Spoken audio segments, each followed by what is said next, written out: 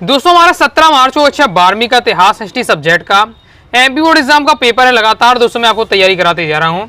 Okay, तो क्रम से वीडियो देखना चाहते हैं 12th हिस्ट्री टॉपर सीरीज 2025 के नाम से प्लेलिस्ट है। प्लेलिस्ट में जाकर क्रम से वीडियो देखकर आप तैयारी कर सकते हैं। इस वीडियो में हम 2 अंक वाले महत्वप्रश्न देखने वाले हैं। ये हमारा लास्ट पार्ट हो गया। कुछ लास्ट के आपके 2-3 चैप्टर उनके हमारे इंपॉर्टेंट क्वेश्चन रह गए थे 2 नंबर वाले, उन्हें हम कवर करेंगे। तो ये लास्ट पार्ट 4 है। ओके, क्रम से वीडियो देखना चाहते हैं टॉप हिस्ट्री की टॉपर सीरीज में जाइएगा, क्रम से आपको वीडियो मिल जाएंगी। ढूंढोगे अगर तो ही रास्ते मिलेंगे, मंजिल की फितरत है कि खुद चलकर नहीं आती। यानी आपको क्या है, मंजिल को अपनी प्राप्त करने के लिए, लक्ष्य को प्राप्त करने के लिए आपको लगातार मेहनत करना पड़ेगा। ऐसा नहीं कि आप क्या है शांत बैठे रहे और आपकी क्या है 95% बन जाए। 10 से देखना आता है विद्रोही और राज वाला चैप्टर, उससे देख लेते हैं। तो पहला क्वेश्चन है, मौलवी अहमदुल्लाह साय को डंका साय क्यों कहा जाता है। एमपी बोर्ड एग्जाम 23 में क्वेश्चन आया था, रिपीट भी हो सकता है। तो मौलवी जो अहमदुल्लाह साय थे उन्हें डंका साय कहा जाता, क्यों कहा जाता था। तो इसका राइट आंसर है मौलवी अहमदुल्लाह साय की 1857 ईस्वी के संघर्ष में अहम भूमिका थी। 1856 ईस्वी में उन्होंने गांव-गांव घूमकर लोगों को अंग्रेजों के विरुद्ध विद्रोह के लिए तैयार किया। वह एक पालकी में बैठकर चलते थे, जिनके आगे ढोल बजाने वाले और पीछे उनके समर्थक होते थे, इसलिए उन्हें डंका साय के नाम से पुकारा जाता था। यानी वो डंका बजाते थे, क्योंकि डंका बजाने का मतलब है कि गांव-गांव का पहुंचकर अंग्रेजों के विरुद्ध क्या विद्रोह के लिए क्या लोगों को तैयार करते थे। ओके, तो वो क्या है गांव-गांव घूमा करते थे, तो खुद तो पर ये पालकी बैठा करते थे। आगे ढोल वाले रहते थे, पीछे उनके समर्थक चला करते थे, तो एकदम डंका बजाते हुए जा रहे हैं। ओके, मतलब लोगों को जागृत करने के लिए, इसलिए डंका साय। क्लियर है। नेक्स्ट हमारा क्वेश्चन है, अवध को बंगाल आर्मी की पौधशाला क्यों कहा जाता है। पहले तो आप यही क्लियर रखिए कि बंगाल आर्मी की पौधशाला किसे कहा जाता है, अवध को कहा जाता है। क्यों कहा जाता है, एमपी बोर्ड एग्जाम 23 में क्वेश्चन आया था, पढ़ के रखना है। तो बंगाल आर्मी के सिपाहियों में अधिकांश अवध प्रांत के गांव से भर्ती होकर आए थे, इसलिए अवध को क्या है बंगाल आर्मी की पौधशाला कहा जाता है। मतलब जो बंगाल आर्मी के जो सिपाही थे अधिकांश कहाँ से आए थे, अवध प्रांत के गांव से भर्ती होकर आए थे, इसलिए बंगाल आर्मी को अवध की पौधशाला कहा जाता है। नेक्स्ट हमारा क्वेश्चन है, 1857 ईस्वी का विद्रोह कब और कहां प्रारंभ हुआ। तो 1857 ईस्वी का विद्रोह 10 मई 1857 को मेरठ छावनी से प्रारंभ हुआ। ये सभी आपको याद रखना पॉइंट। ओके, क्योंकि आपके यही एक वाक्य नहीं बन सकते हैं। नेक्स्ट हमारा क्वेश्चन है, मंगल पांडे कौन थे। एमपी बोर्ड एग्जाम 24 में आया था। तो मंगल पांडे बैरकपुर में 34वीं रेजिमेंट के सिपाही थे। 1857 के विद्रोह में इनकी क्या महत्वपूर्ण भूमिका थी। नेक्स्ट हमारा क्वेश्चन है, अवध का अंतिम नवाब कौन था, उन्हें अपने पद से कब हटाया गया। तो अवध का अंतिम नवाब बाजिद अली शाह था। ऑब्जेक्ट में आप सकता है, मैंने प्रैक्टिस भी कराया आपको। उन्हें अंग्रेजों ने 1856 ईस्वी को अपनी गद्दी से हटा दिया था। ओके, और इन पर क्या आरोप लगाया था अंग्रेजों ने कि ये क्या अच्छे से शासन नहीं चला रहे हैं। ओके, अच्छे से शासन नहीं कर पा रहे हैं, साथ ही क्या है और जनता भी क्या इनसे नफरत करती है। इस प्रकार से आरोप लगा कर क्या उन्हें गद्दी से हटा दिया, जबकि इसका उल्टा था। ओके, ये क्या है जितनी जनता थी क्या है इनका क्या है बहुत ज्यादा सम्मान करती थी, प्रेम करती थी। ओके, क्योंकि सबसे सही शासक थे। नेक्स्ट हमारा क्वेश्चन है, 1857 ईस्वी के विद्रोह के 4 नेताओं के आपको नाम लिखने हैं। एमपी बोर्ड एग्जाम 24 में क्वेश्चन। ओके, जैसे नाना साहब, बहुत आसान को पेपर आता है एमपी बोर्ड एग्जाम 24 का। ओके, तो आपका नाना साहब, झांसी की रानी लक्ष्मीबाई, मुगल सम्राट बहादुर शाह द्वितीय, तात्या टोपे। हुए नेक्स्ट हमारा क्वेश्चन देख लेते हैं। यानी एमपी बोर्ड एग्जाम 24 का पेपर देखिए बहुत लेवल का है, बहुत ज्यादा कम था। ओके, नेक्स्ट 1857 ईस्वी के विद्रोह के 4 प्रमुख केंद्र कौन कौन से हैं। तो मेरठ है, दिल्ली है, कानपुर, लखनऊ, ये सब क्या है केंद्र थे। 1857 के विद्रोह की असफलता के एक कारण को उल्लेख कीजिए। कई सारे कारण थे, लेकिन आपको 2 नंबर में क्वेश्चन आएगा, तो 2 कारण या फिर एक कारण पूछ लिया जा सकता है कि 1857 का जो क्रांति थी वो क्या असफल हो गई, तो क्यों असफल हो गई। तो 1857 के विद्रोह की असफलता के महत्वपूर्ण कारण था योग नेतृत्व का अभाव। ओके, क्या योग नेतृत्व नहीं थे, क्रांतिकारियों का नेतृत्व योग व्यक्तियों के हाथ में नहीं था। क्रांतिकारियों का जो नेतृत्व है वो योग हाथों में नहीं था। यद्यपि क्रांतिकारी में तो वीरता त्याग की भावना थी, परंतु इनकी क्षमता नहीं थी कि वे युद्ध क्षेत्र में अंग्रेजों की सेना का टक्कर ले सके। मतलब क्या ये किसी एक व्यक्ति ने क्या नेतृत्व तो नहीं किया अच्छे से। ओके, जैसे आपके लिए बात की जाए, बहुत सारे विद्यार्थी मैंने देखा है बहुत ज्यादा टैलेंटेड होते हैं, सब चीजें समझ में आती हैं, याद भी होती हैं, लेकिन उनको सही बताने वाला समझाने वाला नहीं होता है, जिससे कारण फिर उन्हें समझ में नहीं आता कैसे क्या पढ़ें, और फिर क्या कम नंबर आते हैं। जबकि ऐसा नहीं कि वो पढ़ना ही चाहते, वो पढ़ना भी चाहते हैं, नंबर भी लाना चाहते हैं और मेहनत भी करना चाहते हैं, लेकिन उन्हें सही गाइडेंस नहीं मिलता। तो सेम इसी बात से आप समझ लीजिए कि क्या क्रांतिकारी में क्या देशभक्ति थी। ओके, वो त्याग का भावना थी, देश के लिए कुछ करना चाहते थे। ओके, लेकिन वीरता भी थी उनमें, लेकिन उन्हें कोई नेतृत्व करने वाला नहीं था। ओके, उन्हें कोई सही डायरेक्शन देने वाला नहीं था, इसलिए क्या असफल हुआ। क्लियर है। नेक्स्ट 1857 के विद्रोह के सबसे महत्वपूर्ण परिणाम क्या हुआ। तो सबसे महत्वपूर्ण परिणाम ये हुआ कि विद्रोह के पश्चात लगभग 1 शताब्दी से चला आ रहा भारत में ईस्ट इंडिया कंपनी का जो शासन था वो समाप्त कर दिया गया और भारत में ब्रिटिश संसद की प्रभुत्ता स्थापित कर दी गई। ओके, ईस्ट इंडिया का पहले जो शासन चल रहा था उसको समाप्त कर दिया गया 1857 के विद्रोह के बाद, और अब सीधे जो शासन चल रहा था वो ब्रिटिश संसद के द्वारा चलने लगा। क्लियर है। आगे देख लेते हैं। अध्याय 11 आ जाता है हमारा नेक्स्ट अध्याय है ओके, महात्मा गांधी वाला राष्ट्रीय आंदोलन। तो इससे देख लेते हैं। तो लाल बाल पाल के यहाँ से भी आपको 2 नंबर के क्वेश्चन फिक्स है, अक्सर यहाँ से हर साल मतलब आपको 2 नंबर के यहाँ से भी क्वेश्चन आ रहा है। देख लेते हैं कौन कौन सिलेक्टेड है। लाल बाल पाल के रूप में कौन जानने जाते हैं, एमपी एग्जाम 23 में क्वेश्चन आ चुका है। तो भारतीय स्वतंत्रता आंदोलन में लाला लाजपत राय, बाल गंगाधर तिलक और विपिन चंद्र पाल को क्या लाल बाल पाल के नाम से जाना जाता है। सिंपल है। ऐसे प्रथम गोलमेज सम्मेलन कब और कहाँ हुआ, एमपी एग्जाम 23 में क्वेश्चन था। तो प्रथम गोलमेज सम्मेलन 12 नवंबर 1930 से 13 जनवरी 1931 तक लंदन में आयोजित किया गया। याद रखिएगा, ओके, याद रखना, ऑब्जेक्ट में भी आपका आ सकता है। महात्मा गांधी का जन्म कब और कहाँ हुआ, मतलब इतना आसान है कि एमपी एग्जाम 24 में आया था। ओके, हम लगातार बचपन से पढ़ते आ रहे हैं। महात्मा गांधी का जन्म क्या है, 2 अक्टूबर का हुआ था 1869 में, पोरबंदर गुजरात में हुआ था। नेक्स्ट क्वेश्चन है हमारा, शाही भारतीय नौसेना ने कब और क्यों विद्रोह किया, एमपी एग्जाम 22 में क्वेश्चन आया था। तो शाही भारतीय नौसेना ने 1946 में विद्रोह किया था। विद्रोह का तत्कालीन कारण रहने की स्थिति और भोजन थे। भारतीय सैनिकों ने अंग्रेजों के अत्याचारों के विरुद्ध विद्रोह किया, यानी जो भारतीय नौसेना थी हो गए, उन्हें क्या युद्ध के लिए भेज दिया जाता था, लेकिन ना उन्हें अच्छे खाने की व्यवस्था थी, न रहने की व्यवस्था थी, इसलिए उन्हें क्या विद्रोह किया। नेक्स्ट, गांधी जी ने चरखा के कौन कौन से लाभ बताए, कोई 2 आपको बताने एमपी एग्जाम 22 में क्वेश्चन था। ओके, जब मेरे साथ अगर तैयारी कर रहे हैं तो मैं आपका सभी 3 साल के पेपर, तो मैंने आपके क्या है 22, 23, 24 का सभी इंपॉर्टेंट, मतलब अगर पेपर आप अपने आप सॉल्व भी नहीं करते तो मैं आपको क्या है यहाँ सभी इंपॉर्टेंट वहां से कवर करा देता हूँ। ओके, साथ ही एक्स्ट्रा क्वेश्चन भी हम लेके चलते हैं जो आपके आने की संभावना है। तो देखिए आपको क्या है, गांधी जी ने चरखा के लाभ बताए, तो कौन कौन से लाभ बताए, 2 आपको लाभ बताने हैं। पहले गांधी जी कहते हैं कि चरखा गरीबों की पूरक आमदनी प्रदान करके उन्हें आर्थिक रूप से स्वावलंबी बना देता है, यानी कोई गरीब है ओके, चरखा सिंपल है, कोई भी क्या है आराम से खरीद सकता है और चला सकता है। ओके, चला कर क्या है मेहनत करके आराम से अपनी आमदनी चला सकता है, घर चला सकता है। तो एक आर्थिक रूप से क्या है स्वावलंबी का प्रतीक बताया। ओके, साथ ही दूसरा, चरखा आर्थिक प्रगति का प्रतीक है, इसलिए उन्होंने इसे राष्ट्रपति के रूप में भी चुना। ओके, तो जो आपने अगर आपको अभी जो हमारा जो राष्ट्रीय ध्वज है, ओके, राष्ट्रीय ध्वज के बीच में मार्का है, एक हमारा क्या है चक्र बना रहता है। ओके, लेकिन पहले क्या तो वहाँ चरखा बना हुआ था। ओके, पहले हमारा क्या चरखा बना हुआ था, गांधी जी ने क्या है उसे एक राष्ट्रवाद का प्रतीक बताया। ओके, नेक्स्ट देख लेते हैं, गांधी जी ने नमक कर कानून कब और कहां तोड़ा, तो एमपी एग्जाम 22 में भी क्वेश्चन आ चुका। तो जो गांधी जी ने 6 अप्रैल 1930 को गया दांडी में नमक का कानून तोड़ा, यही से सबने अवज्ञा आंदोलन शुरू हुआ, यानी दांडी मार्च के बाद, यानी दांडी यात्रा के बाद ही क्या सबने अवज्ञा आंदोलन प्रारंभ हो गया था। तो याद रखना है नमक कानून कब तोड़ा, 6 अप्रैल 1930 को। महात्मा गांधी ने दांडी यात्रा कहां से और कब प्रारंभ की थी, तो महात्मा गांधी ने दांडी यात्रा साबरमती आश्रम से 12 मार्च 1930 को प्रारंभ की थी। क्लियर है, आगे देख लेते हैं। ये सभी आपको पॉइंट याद करते जाइएगा। मान लीजिए मैं आपको यहाँ पढ़ा रहा हूँ 2 नंबर में ना, तो ऑब्जेक्ट में किसी न किसी रूप में आपका आ सकता है, एक वाक्य में 7 से सही जोड़िए, कहीं से भी आपको बन सकता है। तो पॉइंट आपको फैक्ट टाइप पे हो गए, फैक्ट टाइप के यहाँ ज्यादा समझने वाली बात नहीं, एकदम आपको ये तैयार करना पड़ेगा, रटना पड़ेगा, सन वाले हैं। ओके, नेक्स्ट, कृष्ण मिशन कब आया, मतलब भारत कब आया और इसका क्या उद्देश्य है, एमपी एग्जाम 24 में क्वेश्चन था। तो कृष्ण मिशन 23 मार्च 1942 को दिल्ली पहुंचा, इसका उद्देश्य भारत के वैधानिक गतिरोध को दूर करना था।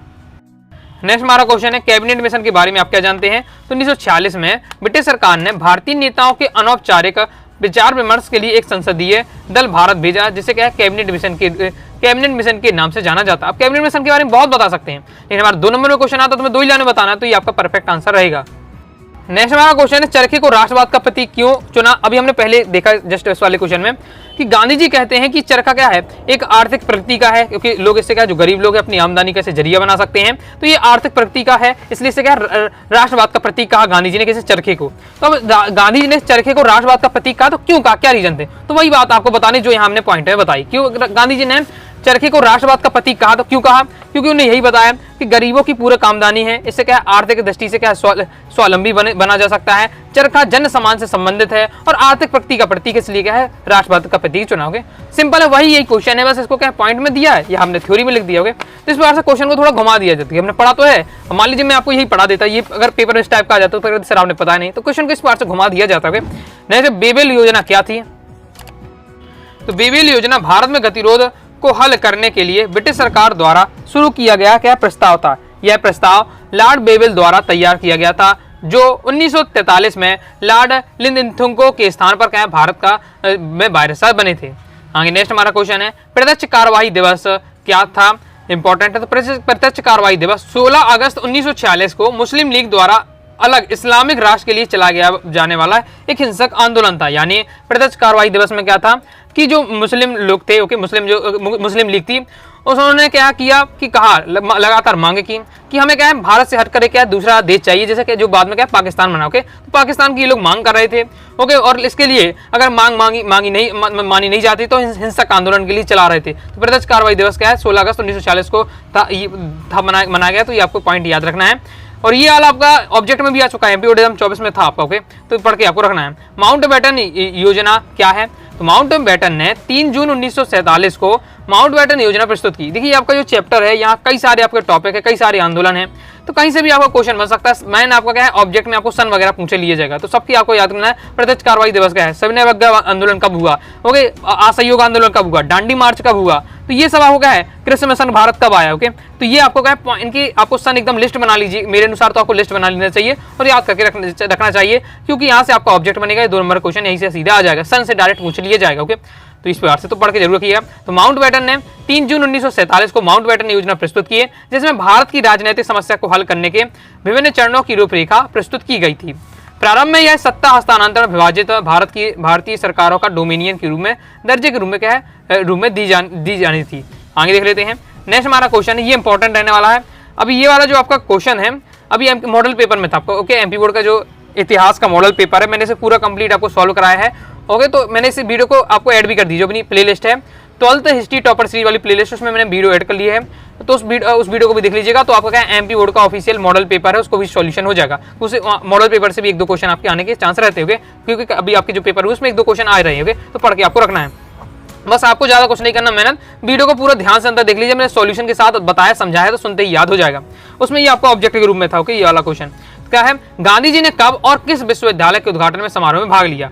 तो कि गांधी जी जब क्या है आपको पता दक्षिण अफ्रीका गए थे, जब भारत में आए तो सबसे पहले वो इसी समारोह में गए थे, सबसे पहले इसी समारोह गए थे। तो गांधी जी ने क्या है फरवरी 1916 में बनारस हिंदू विश्वविद्यालय के उद्घाटन समारोह में भाग लिया। ओके, क्लियर है। आगे देख लेते हैं। सत्याग्रह का क्या अर्थ होता है? सत्याग्रह का शाब्दिक अर्थ होता है सच्चाई पर दृढ़पूर्वक अड़े रहना।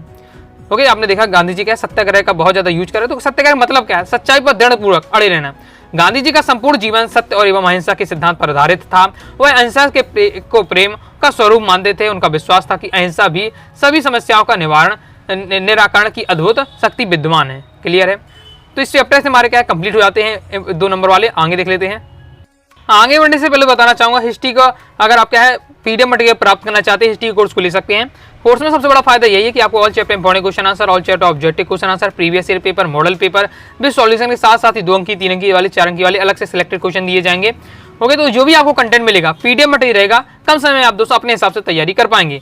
तो 90 39 53 40 79 दिए व्हाट्सएप नंबर मैसेज करके हिस्ट्री कोर्स के बारे में जानकारी लेकर आप कोर्स को ज्वाइन कर सकते हैं। नेक्स्ट और लास्ट हमारा अध्याय आता है अध्याय 12 संविधान निर्माण वाला चैप्टर। ओके, यहाँ से दोस्तों आपका लॉन्ग क्वेश्चन बनता नहीं, संविधान के निर्माण वाले मतलब लास्ट वाले चैप्टर है। 2 ही नंबर का यहाँ से क्वेश्चन बनेगा, 100% फिक्स है कि यहाँ से आपका 2 नंबर क्वेश्चन आना फिक्स है। ओके, तो मैं और यहाँ से थोड़ा कई टाइप के क्वेश्चन आपको बन सकते हैं, तो मैं थोड़ा यहाँ से अभी आपको क्या ज्यादा क्वेश्चन प्रैक्टिस करा रहा हूँ, सभी आपको क्या तैयार करके रखना है। ओके, जिसमें हम प्रीवियस ईयर क्वेश्चन भी लेंगे। लास्ट ही वाला चैप्टर है, बस यहाँ से आपको पढ़ना है, उसके बाद आपके 2 नंबर वाले खत्म हो जाएंगे हर चैप्टर। ओके, पहला है हंसा मेहता ने महिलाओं के लिए किन अधिकारों की मांग की? एपीओडिज्म 23 में क्वेश्चन आया था। हंसा मेहता है, संविधान में सब पूरी यहाँ बात होगी, संविधान का वाला पूरा चैप्टर संविधान की बात होगी। तो संविधान में जब बातचीत हो रही थी ओके कि इसमें नियम बनाया जाए, कैसा नियम बनाया जाए, इस नियम में क्या क्या प्रावधान होने चाहिए, तो ये सब बातें आपस में जितने सारे लोग थे वो बस सब बातचीत करके नियम बनते थे। तो महिलाओं के जब अधिकार की बात हो रही थी तो हंसा मेहता ने मेहता है उन्होंने क्या है अधिकारों की मांग की महिलाओं के। तो किन किन अधिकारों की मांग की वो पूछा जा रहा है। ओके, तो हंसा मेहता ने संविधान सभा में महिलाओं के लिए समान अधिकारों, लैंगिक समानता, न्याय, आरक्षण की मांग की। वे संविधान सभा की सदस्य थी और संविधान निर्माण में उनका महत्वपूर्ण योगदान था। बिल्कुल सिंपल मैंने लैंग्वेज में दिया हुआ है, पढ़ते ही चीज समझ में आ जाएंगी। भारतीय संविधान कब लागू हुआ? तो 26 जनवरी 1950। तो आप देख सकते हैं एपीओडिज्म 24 में जो एकदम क्वेश्चन है एकदम बिल्कुल एकदम आसान वाले क्वेश्चन थे। ओके, संविधान अब आपके भी ऐसे ही आ जाए तो मजा आ जाएगा। ओके, बस ध्यान से पढ़ते जाइएगा, जितने बता रहा हूँ निवेश आपका रहेगा टॉपिक। संविधान प्रारूप समिति का गठन कब किया गया और इसका अध्यक्ष कौन था? तो ये प्रारूप समिति का जो गठन किया गया था 29 अगस्त 1947 को किया गया और अध्यक्ष थे आपके BR Ambedkar. Okay, doctor Bhimrao Ambedkar. Next हमारा क्वेश्चन है राज्य सूची क्या है? हाँ, तो ये वाला टॉपिक जरूर पढ़ के रखिएगा, हाई चांस है। देखिए 3 सूचियां हैं आपकी, राज्य सूची, समवर्ती सूची और केंद्रीय सूची। देखिए एमपी बोर्ड एग्जाम दोस्तों आपके 24 में राज्य सूची आ चुका है, एमपी बोर्ड एग्जाम 23 में आपका केंद्रीय सूची आ चुका है, अब बचता है संवर्ती सूची। तो हो सकता है आपके एमपी बोर्ड एग्जाम 25 में संवर्ती सूची आपको रखा मिल जाए। तो तीनों वैसे आपको क्या सूची पढ़ के रखना है। ओके, तो राज्य सूची में क्या मैं सिंपल आपको समझा देता हूँ, नाम में ही राज छुपा हुआ, राज्य की सूची। ओके, आपको पता है बहुत सारे क्षेत्र हैं। ओके, तो हर क्षेत्र में क्या कुछ ना कुछ कानून होते हैं। ओके, जैसे शिक्षा के क्षेत्र में बहुत सारे कानून, स्वास्थ्य के क्षेत्र में, न्याय के क्षेत्र में, जेल पुलिस के क्षेत्र में। ओके, इस प्रकार से तो आपका डाकघर, मतलब बहुत सारे एरिया हैं, आपको पता है, हर में अपने अपने कानून बनते हैं। तो कौन सी सरकार, एक आपकी केंद्र सरकार होती है, एक आपकी राज्य सरकार होती है। भारत की पूरी एक ही केंद्र सरकार होगी, हर राज्य की अपनी अपनी सरकार होगी। ओके, इस प्रकार से तो देखिए जो राज्य सूची में ऐसे टॉपिक, हर में क्या टॉपिक रखे गए हैं, तो राज्य सूची में जो टॉपिक रखे गए हैं उन टॉपिक पर केवल वहां की राज्य की सरकार क्या है उस पर कानून बना सकती है। क्लियर है, ये होता है। राज्य केंद्र सूची की हम बात करते हैं तो केंद्र सूची में जो टॉपिक रखे गए हैं उनमें केवल केंद्र सरकारी क्या है कानून बना सकती है। ओके, उसमें राज्य नहीं बना सकती, केवल केंद्रीय सरकारी कानून बना सकती है। अब संवर्ती सूची जो तीसरी सूची है, ये ऐसी सूची है, ये कॉमन वाली। ओके, यानी इस सूची में जो संवर्ती सूची में जो विषय रखे गए हैं उन विषय पर केंद्र सरकार भी और राज्य सरकार दोनों क्या है कानून बना सकती है। मतलब दोनों इसमें कोई जबरदस्ती, मतलब जैसे भी बनाना है, केंद्र सरकार और राज्य सरकार दोनों क्या है कानून बना सकती है। लेकिन केंद्र सूची में जो विषय रखे हुए हैं उसमें केंद्र सरकार, राज्य सूची में जो विषय रखे हुए उसमें राज्य सरकारी कानून बना पाएगी। तो आइए आप तीनों में क्या डिफरेंस समझ गए होंगे। अब यहाँ से आपको क्या है याद थोड़ा रखना है। क्या याद रखने के बाद, समझा तो मैंने दिया, जो मैंने समझाया है वही बातें आपको यहाँ लिखना है। बस थोड़ा सा आपको यहाँ याद रखना है कि राज्य सूची में कौन कौन से क्षेत्र हैं। सभी बहुत सारे क्षेत्र, लेकिन सभी याद नहीं करते, 5-6 आपको क्षेत्र याद रखना है। मैन में राज्य सूची में कौन कौन से क्षेत्र हैं ये बताया जा रहा है। कानून व्यवस्था, पुलिस, जेल, न्याय, सार्वजनिक स्वास्थ्य, शिक्षा, स्थानीय स्वशासन, कृषि, सिंचाई, राजस्व, औद्योगिक विकास इत्यादि विषयों में राज्य सूची के विषय हैं। ओके, केंद्र सूची के हम विषय देखते हैं तो जैसे आपका हो जाता है देश की सुरक्षा, विदेशी संबंध, और आप भी सोच सकते हैं देश की सुरक्षा की बात हो तो कोई एक राज्य थोड़ी डिसाइड करेगी, पूरे केंद्रीय सरकार डिसाइड करेगी। इस प्रकार से अब नोट की बात हो रही, मुद्रा की बात, पैसे की बात हो रही, तो जो पैसा होता है पूरे भारत में चलता है तो केंद्रीय सरकार बनाएगी। तो आप कॉमन सेंस से भी समझ सकते हैं कि कौन कौन से टॉपिक। ओके, जैसे रेल है तो रेल भी पूरे भारत में चलती है, भारत में पूरा नियंत्रण रहना चाहिए रेल का। ओके, जहाजों का भी नियंत्रण तो ये केंद्रीय सरकार बनाएगी। तो ऐसे आप थोड़ा कॉमन सेंस से अगर कंफ्यूजन हो रही तो आप दिमाग लगा सकते हैं कि यार इसमें तो केवल राज्य बात कर सकता है, केंद्रीय इसमें बात कर सकते हैं। इस बार से आप दिमाग लगा सकते हैं। और इस बार से आपको याद रखना है संवर्ती सूची में कौन कौन से टॉपिक है, तो तलाक है, दंड विधि है, दीवानी है, ये सब आपके टॉपिक दिए। तो अच्छे से तीनों टॉपिक को आपको पढ़ के समझ के तैयार कर लेना है, मैंने आपको समझा दिया है। नेक्स्ट हमारा क्वेश्चन है बी.एन. राव कौन थे। एमपी बोर्ड एग्जाम 22 में क्वेश्चन आया है। तो जस्टिन बी.एन. राव भारत सरकार के संवैधानिक सलाहकार थे, संविधान निर्माण के कार्य में उन्होंने महत्वपूर्ण सहयोग दिया। नेक्स्ट हमारा क्वेश्चन है कि भारतीय संविधान के अनुच्छेद 356 का क्या अर्थ है। 22 में आ चुका है, 24 में क्वेश्चन आ चुका है, कम भी चांस से पढ़ के रखिए। भारतीय संविधान अनुच्छेद 356 के अंतर्गत केंद्र सरकार को गवर्नर की सिफारिश पर राज्य के सभी अधिकारों को अपने हाथ में लेने का अधिकार है। क्या कहता है कि अगर वहां का राज्य का, हर राज्य का एक गवर्नर होता है, जिसे हम राज्यपाल बोलते हैं, हर राज्य का राज्यपाल होता है। अगर राज्यपाल कह देता है केंद्र सरकार के कि जो हमारा यहाँ का राज्य का जो मुख्यमंत्री है वो सही से काम नहीं कर रहा है, वो सही से क्या है पूरे राज्य को नहीं चला पा रहा है, और केंद्र सरकार से ऐसा कह देता है तो केंद्र सरकार क्या करेगी, उस राज्य को जो नियंत्रण है, ओके, केंद्र की राज्य की जो शक्तियां हैं वो अपने हाथ में ले लेंगी। ये सब किसमें बताया गया, 356 में, अनुच्छेद 356 में। जैसे हिंदुस्तानी भाषा किसे कहते हैं, बोर्ड एग्जाम 22 में क्वेश्चन था। हिंदुस्तानी भाषा की उत्पत्ति हिंदू उर्दू भाषा के मिल से हुई है। हिंदुस्तानी भारतीय जनता के बहुत बड़े भाग में बोली जाती है। सिंपल, यानी हिंदुस्तानी भाषा मतलब हिंदी और उर्दू का मिश्रण, हिंदी भाषा उर्दू भाषा का मिश्रण होता है, ओके, वही हमारा हिंदुस्तानी भाषा कहलाता है। नेक्स्ट है एन.जी. रंगा ने अल्पसंख्यक के लिए क्या व्याख्या दी। इस टाइप के क्वेश्चन आपके हाई चांस बनने के लिए, ओके, तो पढ़ के रखना है। एन.जी. रंगा ने अल्पसंख्यकों के शब्द की व्याख्या आर्थिक स्तर पर की जानी चाहिए। रंगा जी की नज़र में असली अल्पसंख्यक गरीब और कुचले लोग हैं। यानी एन.जी. रंगा कहते हैं, बिल्कुल बात इनकी भी सही है, कि एन.जी. रंगा की अल्पसंख्यक का क्या है, जाति के अनुसार नहीं होना चाहिए। अल्पसंख्यक का मतलब होना चाहिए कि बस जाति नहीं देखना चाहिए, ये देखना चाहिए वास्तव में गरीब है कि नहीं है। ओके, इस टाइप से बताया उन्होंने। ओके, मतलब आर्थिक स्तर पर होनी चाहिए उनकी व्याख्या, ना कि उनकी जाति के आधार पर। जाति के आधार पर अल्पसंख्यक ना हो, उनकी आर्थिक स्थिति देखें। ओके, चाहे वो किसी वो जात का हो, लेकिन उनकी आर्थिक स्थिति से उसको क्या अल्पसंख्यक माना जाएगा। ओके, नेक्स्ट खांडेकर ने दलित जाति की स्थिति में क्या कहा।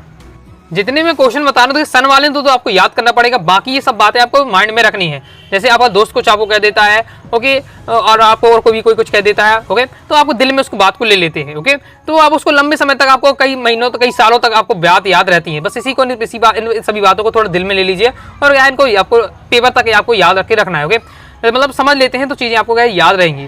जैसे के.जे. खांडेकर ने कहा, हमें हजारों साल तक दबाया गया है। आपको ये क्या है, जो खांडेकर साहब हैं, ये आपकी दलित जाति से, ओके, तो ये अपनी दलित जाति की बताया कि पहले समय में दलित जाति की जो है दलित वर्ग है उसकी स्थिति बहुत बेकार थी। तो वही बताया जा रहा है कि दलित वर्ग है जो मतलब उन्हें हजारों साल से दबाया जा रहा है, हमें इस हद तक दबाया गया कि हमारा दिमाग, हमारी देह काम नहीं कर रही है, हमारा हृदय भी भाव शून्य हो गया है, ना ही हम आगे बढ़ने के लायक रह गए। यही हमारी स्थिति है। ये दलितों की स्थिति बताई जा रही है कि हमारे इतने तेज मतलब दबाया जा रहा है हर तरीके से, हमारा दिमाग अब काम नहीं कर रहा है, देह हमारा जो शरीर है वो काम नहीं कर रहा है, हृदय हमारा शून्य हो चुका है, भावना शून्य हो चुका है। ओके, तो और साथ ही ना क्या है, हमें आगे बढ़ने लायक भी नहीं रहने दिया। तो ये सब बातें बताई जा रही।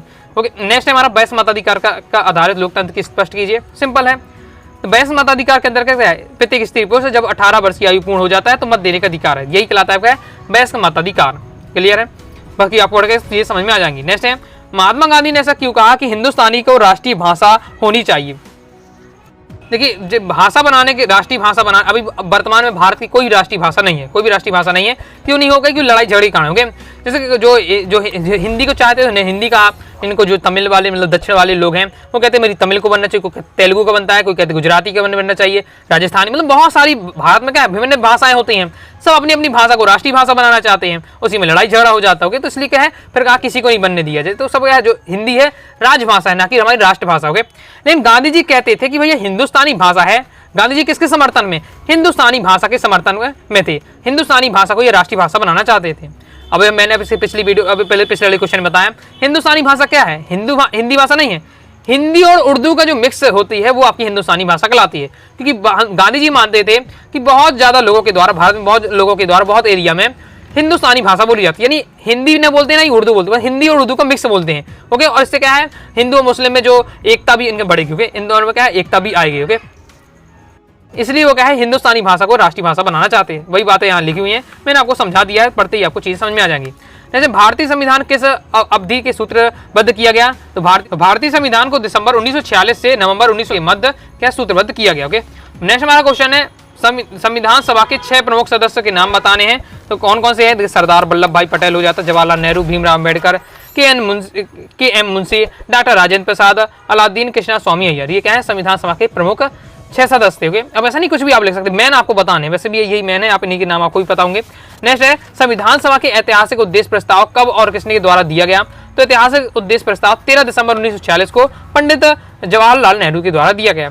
सब फैक्ट वाले हैं। ओके, आपके ऑब्जेक्ट बन सकते हैं 2 नंबर में, और कई वैरायटी के हैं। 2 नंबर में क्या है, थोड़ा फिक्स नहीं रह पाता, आप भी समझ सकते हैं कहीं से भी आपको, क्योंकि 2 नंबर में क्या है, 2 लाइन पूछनी, कहीं से भी पूछ लिया जाए। ओके, इसलिए अगर आपने एक बार पढ़ा भी होगा तो आप पेपर में बन जाएगा, और बिल्कुल नहीं पढ़ा तो फिर वहां नहीं बनेगा। इसलिए मैं आपको हर टाइप के क्वेश्चन कवर करा रहा हूँ, और एक लाइन के सुनते ही आपको चीजें समझ में आ जाएंगी। संविधान प्रारूप समिति का गठन कब किया गया? इसके अध्यक्ष कौन थे? तो आपको क्या है, 29 अगस्त 1947 को क्या किया गया था प्रारूप समिति गठन, और इसके अध्यक्ष थे डॉक्टर भीमराव अम्बेडकर। नेक्स्ट, जवाहरलाल नेहरू ने उद्देश्य प्रस्ताव को ऐतिहासिक प्रस्ताव क्यों कहा? अभी हमने देखा उद्देश्य प्रस्ताव को ऐतिहासिक प्रस्ताव कहा जाता है। तो ये अब क्यों कहा ऐसा? क्योंकि उन्होंने बताया कि उद्देश्य प्रस्ताव में स्वतंत्रता भारत के संविधान के मूल आदर्शों की रूपरेखा प्रस्तुत की गई है। यानी जिस प्रकार से हम हिंदी में देखा आपने निबंध लिखते हैं तो हम रूपरेखा लिखते हैं, प्रस्तावना, उपसंहार, इस प्रकार से। ओके, तो ये जो रूपरेखा होती है, सेम इतना बड़ा संविधान, इतने इसमें बातें लिखी, इतना मोटा संविधान है पूरा। ओके, तो मतलब बहुत ज्यादा बड़ा संविधान है। तो इसको एक छोटे से अगर कुछ बातों में, कुछ लाइनों में बताना है तो वो कौन बताता है? उद्देश्य प्रस्ताव क्या है, एक रूपरेखा है।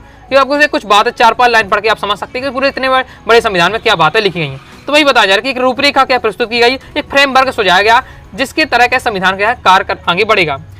इसमें भारत की एक स्वतंत्र संप्रभुत्व गणराज्य घोषित किया गया और नागरिकों को न्याय, समानता और स्वतंत्रता की आश्वासन दिया गया।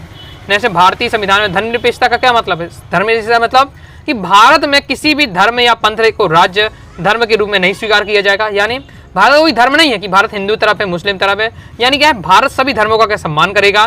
साथ ही लोगों को अपनी इच्छा अनुसार क्या धर्म चुनने का अधिकार प्राप्त होगा। ये आपका धर्मनिरपेक्षता के अंतर्गत हुए। नेक्स्ट, भारत जैसे नवजात राष्ट्र के सामने कौन सी जटिल समस्या थी? आगे आप क्या पॉलिटिकल साइंस में अगर है तो आपको पॉलिटिकल साइंस में भी आप पढ़ेंगे, ये आपका क्वेश्चन आएगा। ओके, कि जब देश आजाद हुआ तो कौन कौन सी समस्याएं, राष्ट्र निर्माण की चुनौतियों वाला चैप्टर में आप पढ़ेंगे। ओके, तो इसमें भारत जब बना, मतलब देश बना मतलब कि जब अंग्रेजों से आजाद हुआ तो उनके मतलब राष्ट्र के सामने कौन कौन सी समस्याएं थी? तो पहला है बंटवारे की वजह से 80 लाख शरणार्थी पाकिस्तान से भारत आए। 80 लाख लोग क्या है, पाकिस्तान से भारत आ गए। इन लोगों के लिए क्या है, भोजन का इंतजाम करना है, उन्हें रोजगार देना है। दूसरा, तकरीबन 500 रियासतें राजाओं या नवाबों के शासन चल रही थी। इन सभी को नए राष्ट्र में शामिल करने के लिए तैयार करना एक जटिल काम था।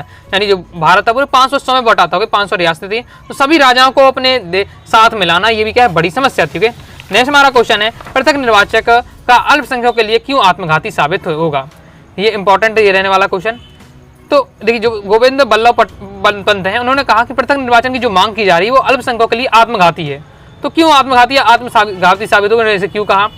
तो 27 अगस्त 1947 को संविधान सभा की बहस में गोविंद बल्लभ पंत ने कहा, मेरा मानना है कि पृथक निर्वाचन अल्पसंख्यकों के लिए आत्मघाती साबित होगा, उन्हें भारी नुकसान पहुंचाया जाएगा, क्योंकि अगर उन्हें हमेशा के लिए अलग कर दिया जाएगा तो वे कभी खुद को बहुसंख्यक रूपांतरित नहीं कर पाएंगे। तो पृथक निर्वाचन मांग है क्या?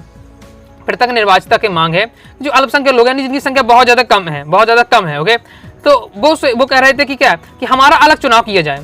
वैसे भी आप क्या है, जो अल्पसंख्यक लोग हैं उनको क्या है, वैसे भी बहुसंख्यक से अलग किया जाता है, और आप वैसे भी आप अपना चुनाव करेंगे, अपना सब कुछ करेंगे, तो वैसे भी आप क्या है, बहुसंख्यक में मिल नहीं पाएंगे। कोशिश करना चाहिए अल्पसंख्यकों को कि बहुसंख्यक के साथ मिले जुलें, तब वो भी क्या है, बहुसंख्यक बनेंगे। ओके, लेकिन क्या है, वो अपना अलग अलग हो रहे, तो वही इसलिए गोविंद बल्लभ ने कहा कि पहले से अगर अलग अलग हो रहे तो वो कभी भी अपने आप को क्या है, बहुसंख्यक के रूप में रूपांतर नहीं कर पाएंगे। इस पार से थोड़ा समझ के रखिएगा, अपनी बात में थोड़ा आप लिख पाएंगे। आर.बी. धुलेकर ने हिंदी के पक्ष में क्या टिप्पणी दी?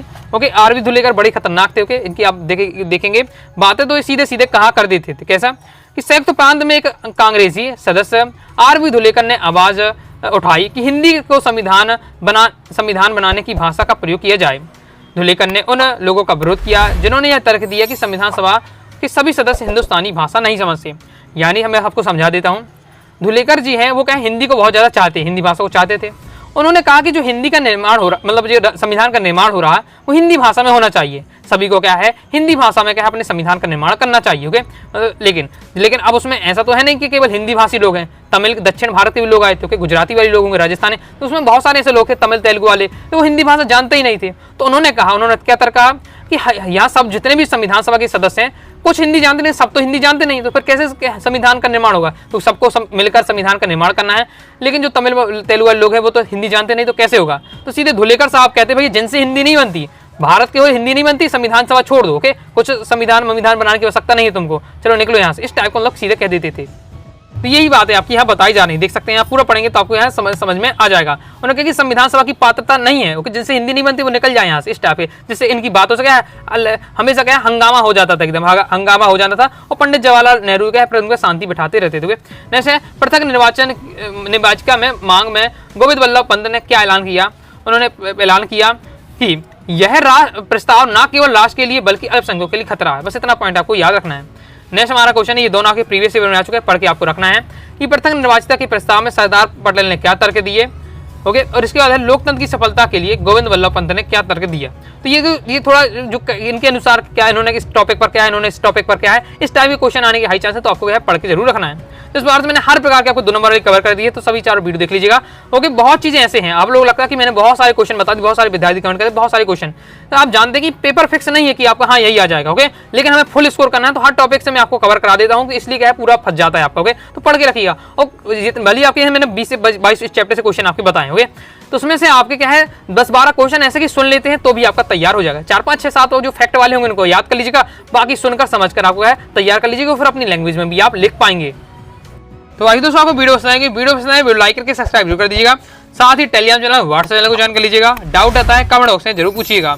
मिलते हैं नेक्स्ट वीडियो में, तब तक के लिए बाय बाय।